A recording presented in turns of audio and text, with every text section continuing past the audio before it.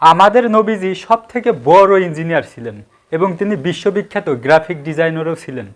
তিনি একটা graphic design এঁকেছিলেন, আমি তার নাম দিয়েছি জীবনের ম্যাপ। কি নাম দিয়েছি? জীবনের ম্যাপ। এই হাদিসটা সহি বোকারিতে পাবেন। তিনি একদিন সাহাবীদের সম্মুখে মরুভূমি বালুর উপরে এরকম একটা চিত্র অঙ্কন করিলেন। এই যে এইরকম একটা আয়তকার একটা চিত্র অঙ্কন করিলেন। এরপরে এই মাঝ বরাবর দিয়ে একটা রেখা টানলেন। এরপরে তিনি এই যে এরকম ছোট বড় বিভিন্ন রেখা এরকম আঁকলেন। এই যে ছোট বড় এভাবে তিনি আঁকলেন। এবার এটার তাৎপর্য সাহাবীদেরকে বুঝালেন যে দেখো এটা হচ্ছে আমাদের জীবন। এই যে মাঝ বরাবর যে সরল রেখাটা গেছে এটা হচ্ছে আমাদের জীবন। আর এই যে বাইরে যে রেখাটা চলে গেছে বাইরে, এটা হচ্ছে আমাদের আশা আকাঙ্ক্ষা। মানুষ যতদিন বাঁচে ততদিন আশা আকাঙ্ক্ষা থাকে এবং মৃত্যুর পরেও কিন্তু তার ইচ্ছা আকাঙ্ক্ষা থেকে যায়।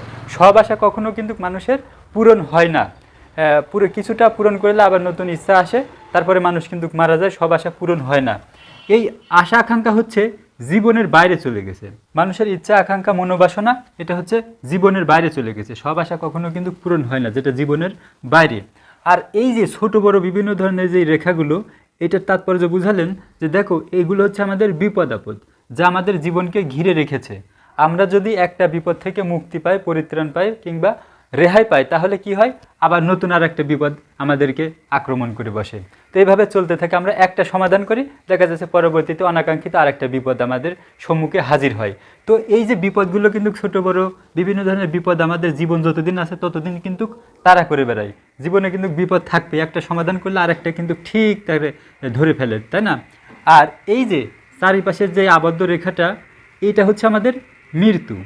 এই চারিপাশের এই রেখাটা হচ্ছে আমাদের মৃত্যু। এই চারপাশের এই রেখাটা হচ্ছে আমাদের মৃত্যু। এই মৃত্যু থেকে জীবন কখনোই বেরোতে পারে না। এই মৃত্যু জীবনকে একটা না একটা সময় ঠিকই ধরে নেয়।